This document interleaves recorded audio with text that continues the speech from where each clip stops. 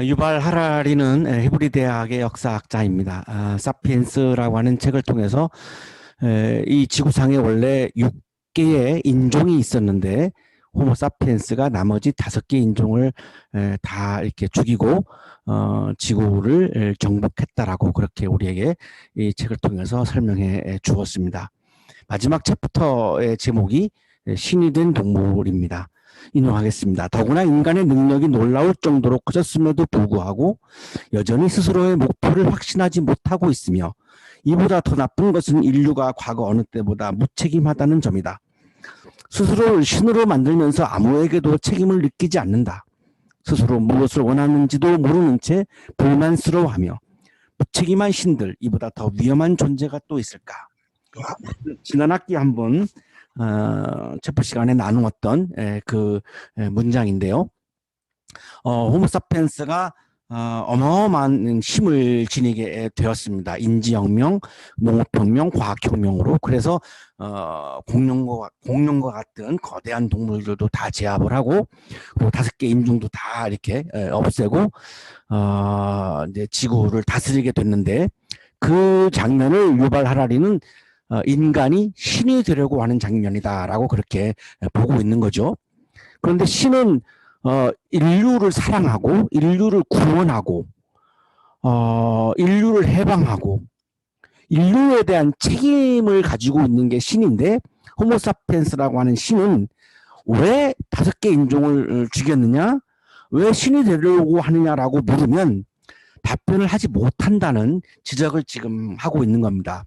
그래서 호모사피엔스는 무책임한 신이다라고 그렇게 설명을 하고 있습니다. 남는 거는 뭐냐면 결국은 다른 존재를, 타자를 지배하는 즐거움을 누리려고 하는 것, 그거 외에는 왜 지구를 다스리려고 하는지, 왜 신이 되려고 하는지 그 목적을 얘기하기는 어렵다라고 그렇게 무책임하다라고 그렇게 설명을 하고 있습니다. 이 이야기를 초예측이라고 하는 책에서 유발 하라리가 이렇게 이야기를 했습니다. 우리는 힘을 얻는 데 뛰어난 소질이 있으나 5개 인종을 다 죽이고 공룡도 죽이고 그런 거 보면 엄청난 인류는 힘을 갖는데 소질이 뛰어난 거죠. 힘을 행복으로 전환할 줄 모릅니다. 사피엔스에서 말하고 싶었던 문제가 바로 이것입니다. 힘을 갖는 데는 천재적인데 그 힘을 행복으로 연결시키는 데는 굉장히 무디다라고 하는 이야기를 하는 거죠.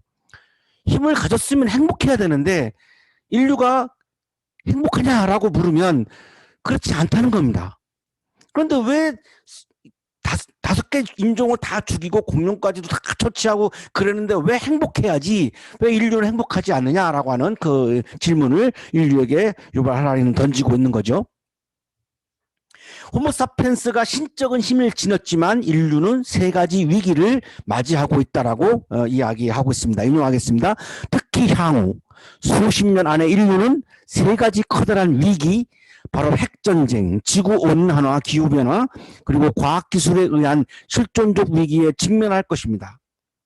이미 직면하고 있는 거죠.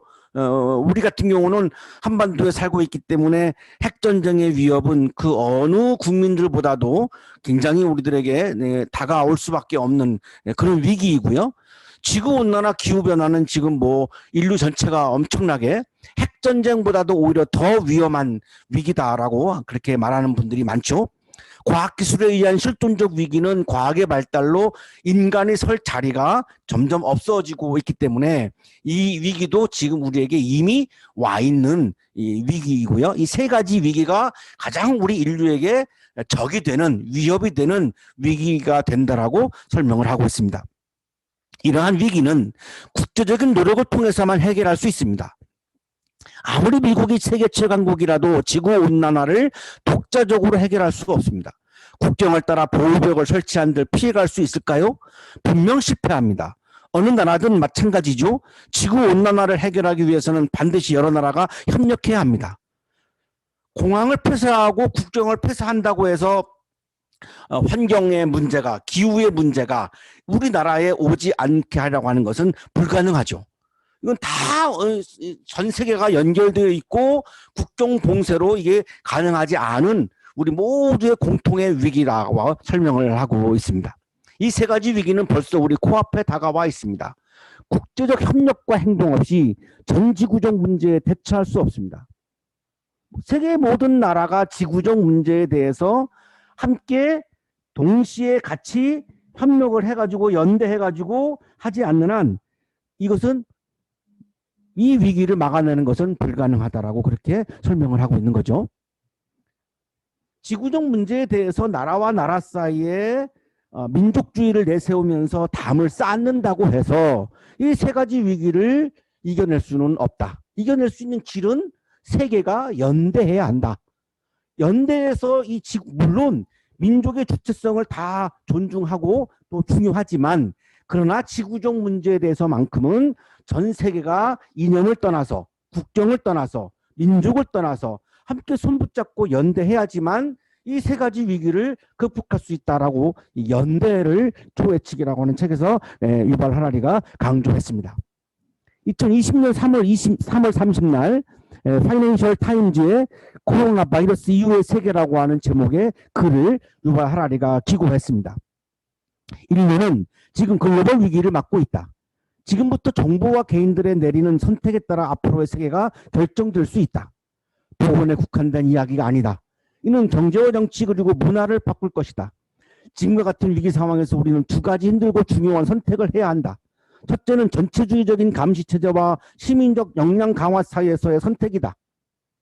우리도 이걸 지금 직면하고 있죠. 코로나에 대해서 정부에서는 다 이렇게 이 방역을 위해서 여러 가지 통제를 하려고 하는 입장이고 또 시민들 입장에서는 자유를 또 내세우고 부르짖으면서 또 이렇게 충돌을 하고 있는 그런 상황이죠. 두 번째는 민족주의적 고립과 글로벌 연대 사이에서의 선택이다. 코로나 바이러스가 와서 국경을 봉쇄하고 공항을 폐쇄했던 나라들도 있죠. 우리나라는 그것을 그렇게 하지 않고요. 여는 상황에서 대처했던 나라인데 문을 닫아버린 나라들도 상당히 여러 나라가 있습니다. 전염병과 이로 인해 파생되는 경제 위기는 모두 글로벌 위기이다.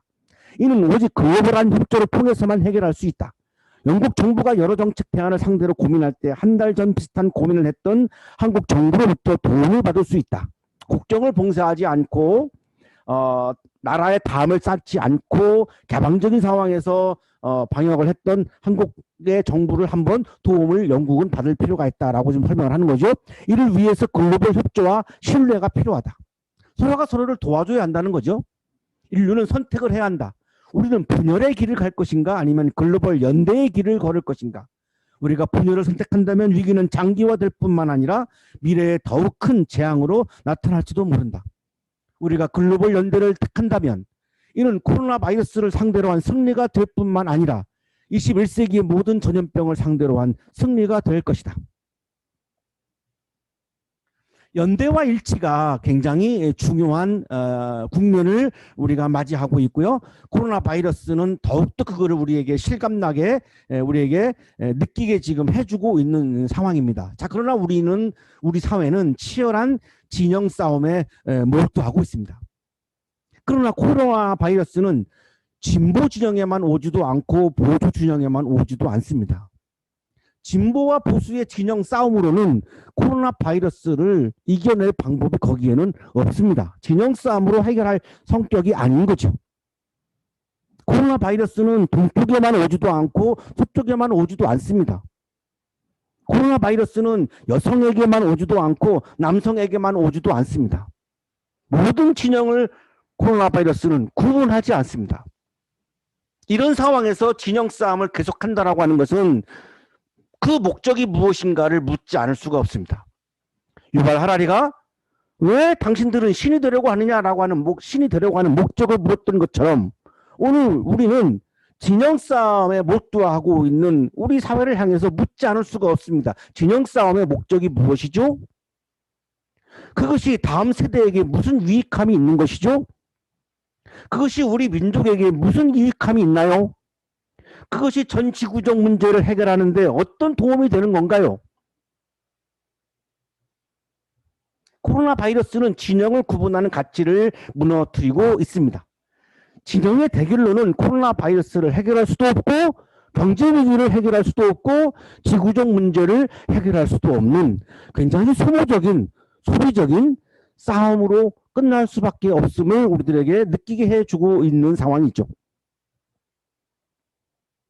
이번 학기 우리가 요한복음을 묵상하기 시작을 했습니다. 오늘 요한복음 10장에서 30대 초반 30 즈음을 살았던 청년 예수는 오늘 요한복음 10장에서 연대와 일치를 강조하는 말씀을 하고 있습니다.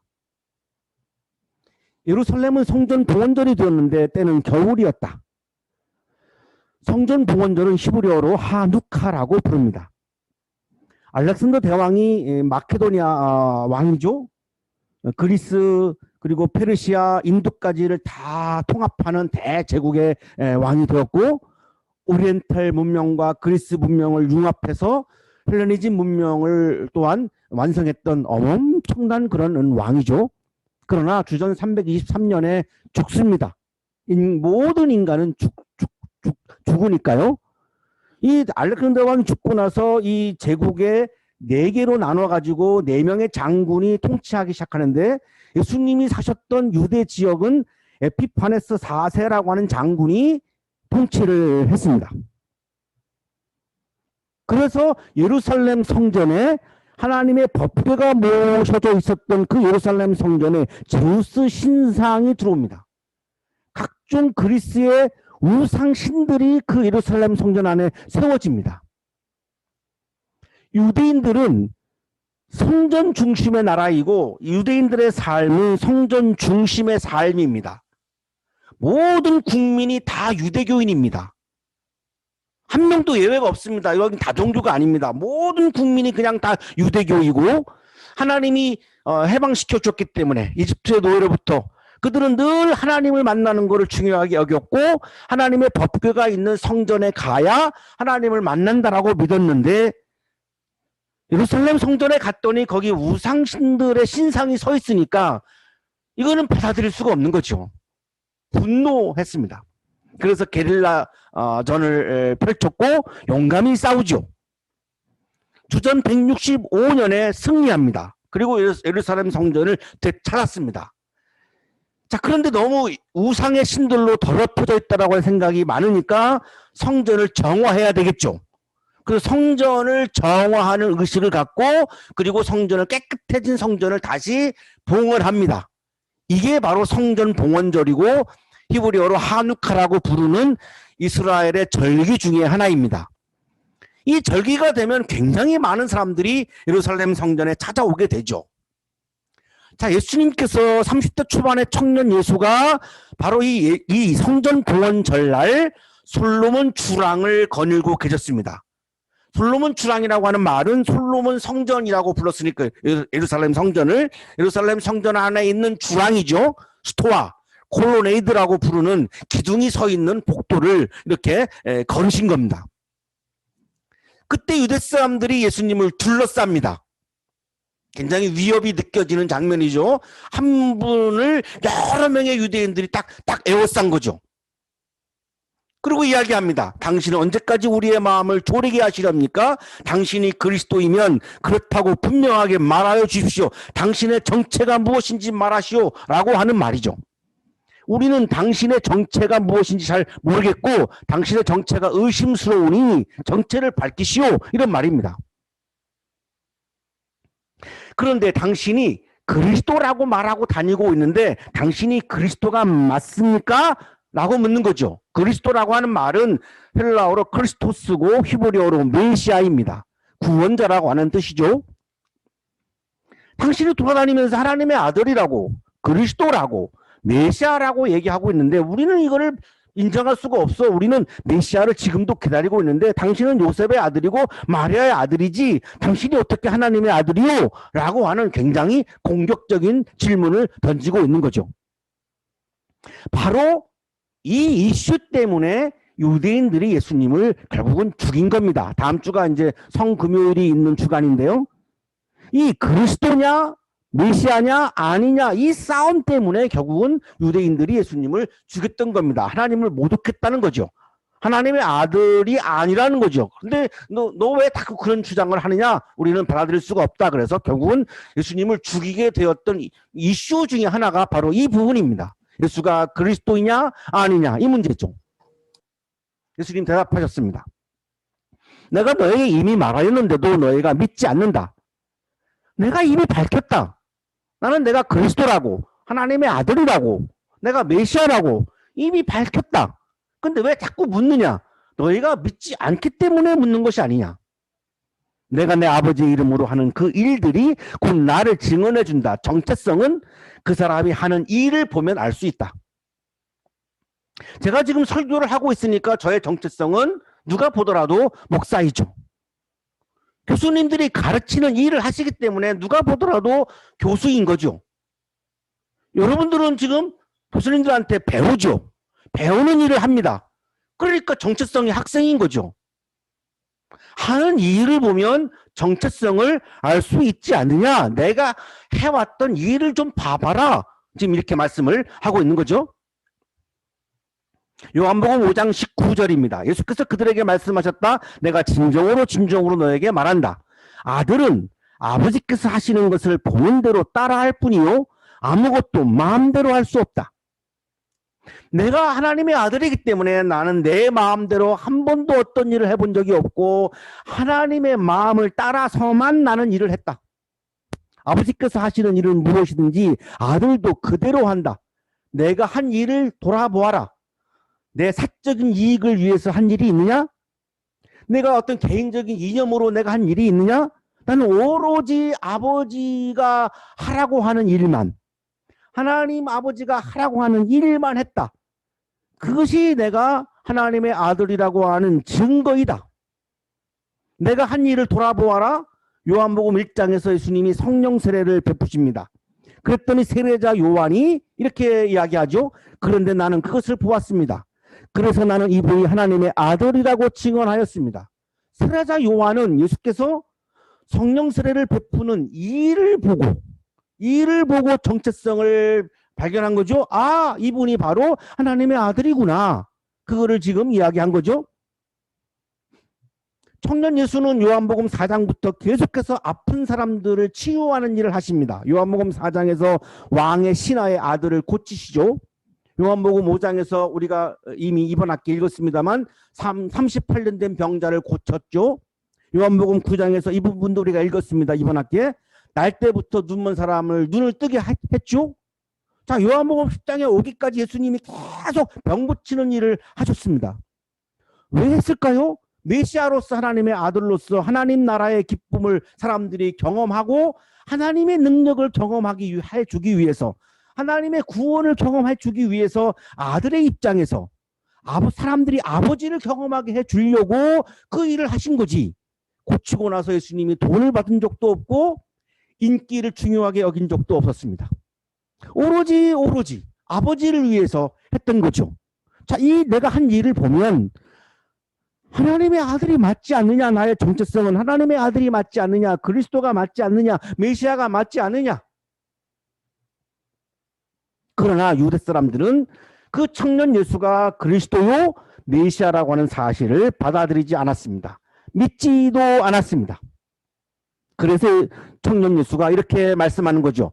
그런데 너희가 믿지 않는 것은 너희가 내 양이 아니기 때문이다. 유대인들은 예수님을 배척했습니다.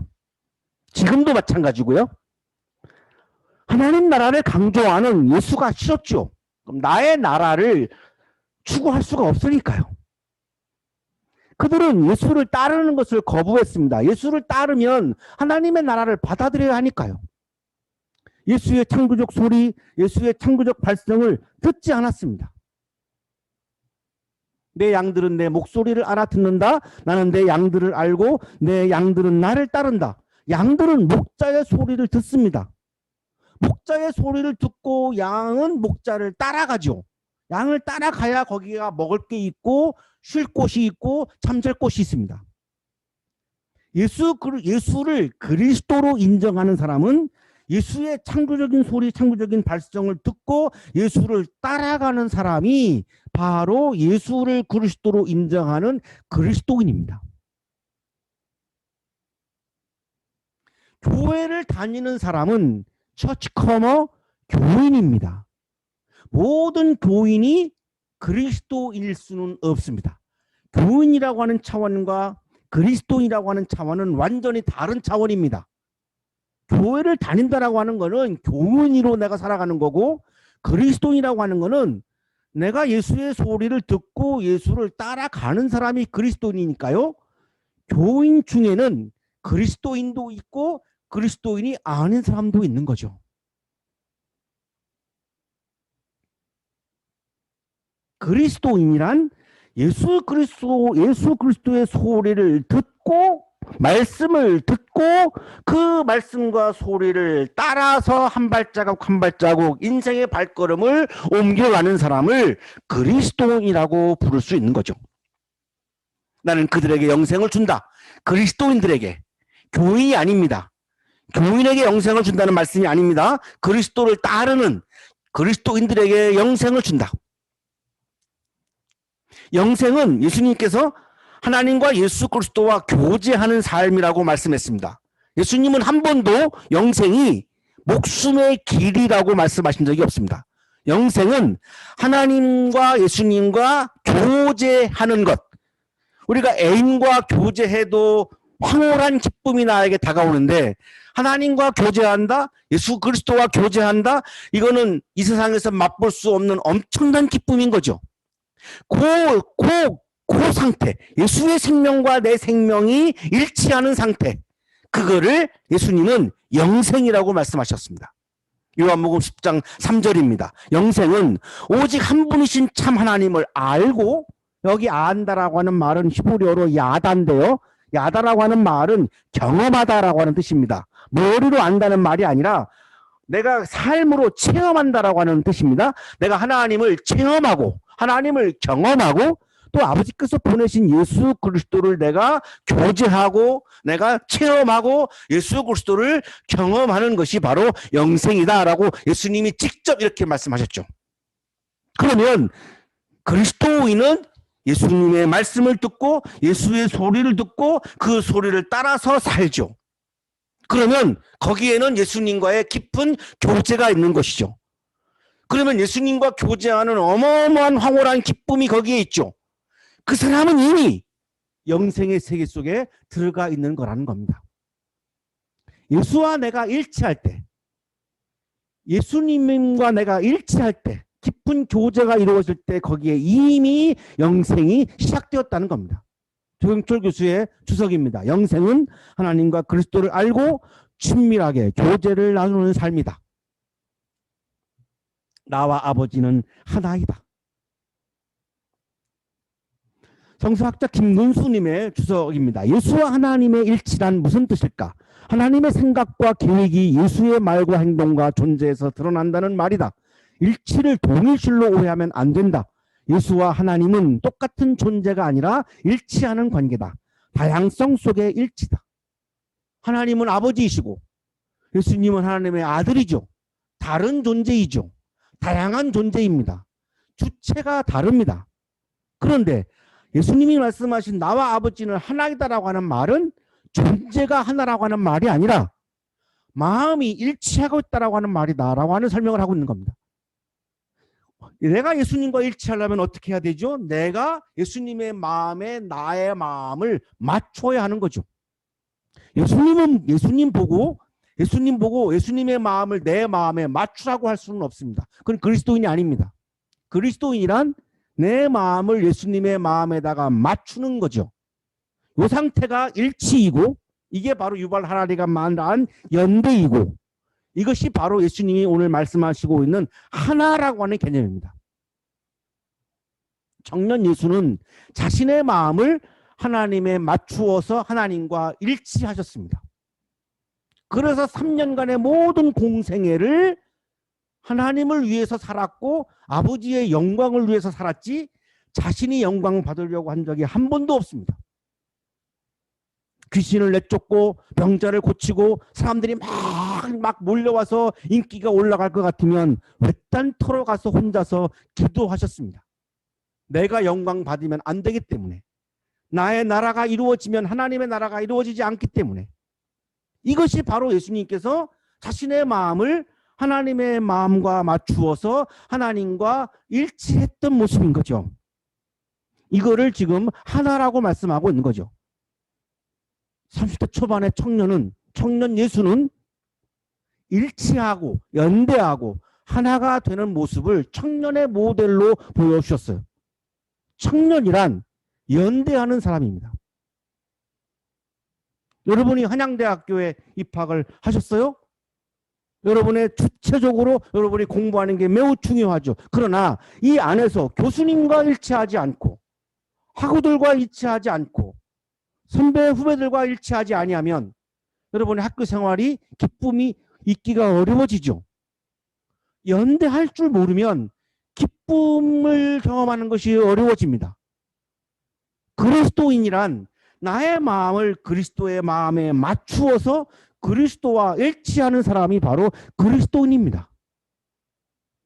한양인은 한양의 권위이념인 사랑의 실천에 나를 맞추어서 사랑의 실천에 나를 일치시키는 사람이 한양인이죠. 학생증을 가지고 있는 것은 학생입니다. 한양대학교 학생이 모두가 한양인은 아니죠.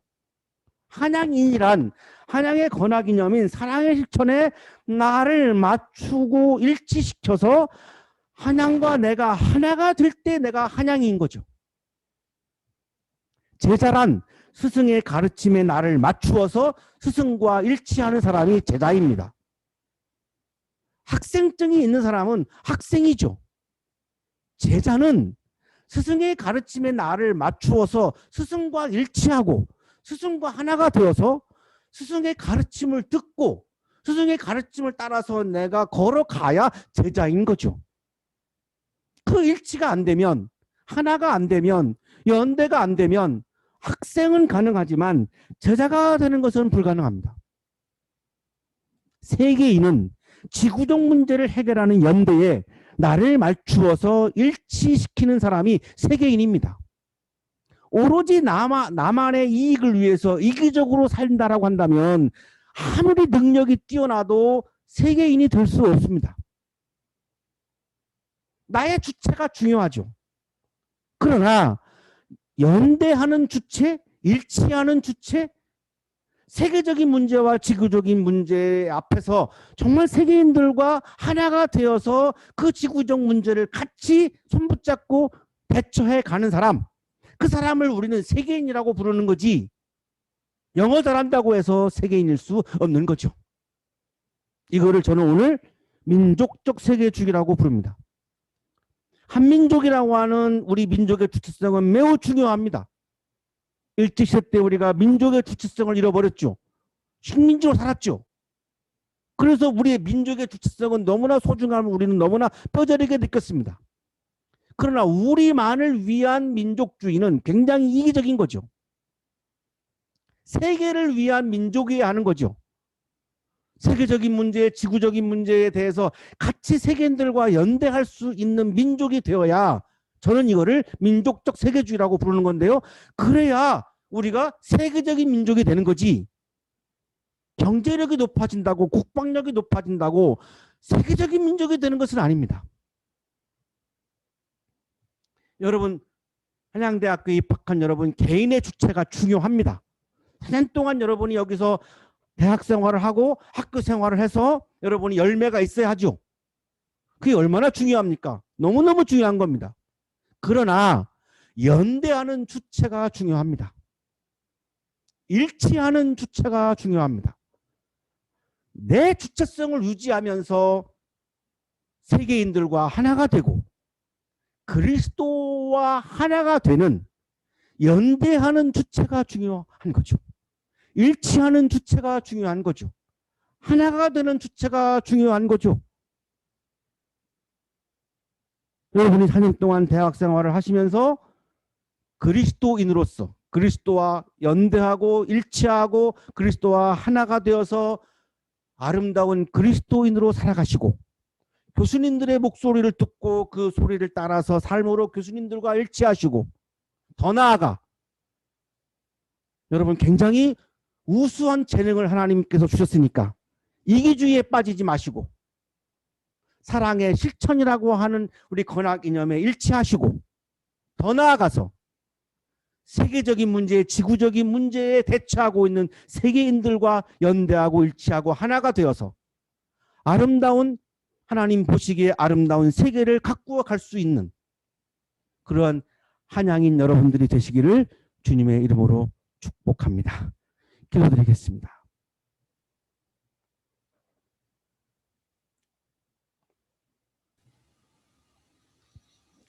거룩하신 주님, 오늘도 우리에게 말씀을 주셔서 감사합니다. 주님의 소리를 들려주셔서 감사합니다.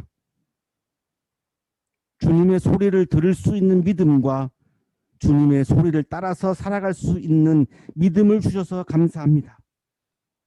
그리스도의 마음에 나의 마음을 맞출 수 있는 그리스도인으로 또한 선택해 주시고 믿음을 주시고 살아가게 하시니 감사합니다. 한양인이 되게 하셔서 한양의 소리를 듣고 한양의 소리를 따라서 한 발자국 한 발자국 또한 걸어갈 수 있는 자랑스러운 한양인이 되게 해주셔서 감사합니다. 존경하는 많은 스승님들을 만나게 해주시고 그 스승님들의 소리를 따라서 오늘도 일치된 마음으로 우리들의 발걸음을 인생의 발걸음을 걸어가게 하시니 감사합니다. 감사의 마음을 이 시간 예물에 담아 드리오니 기쁘게 받아주시고 예물을 드리는 손길 위에 크신 은혜를 부어 주옵소서. 예수 그리스도 이름으로 기도하옵나이다. 아멘.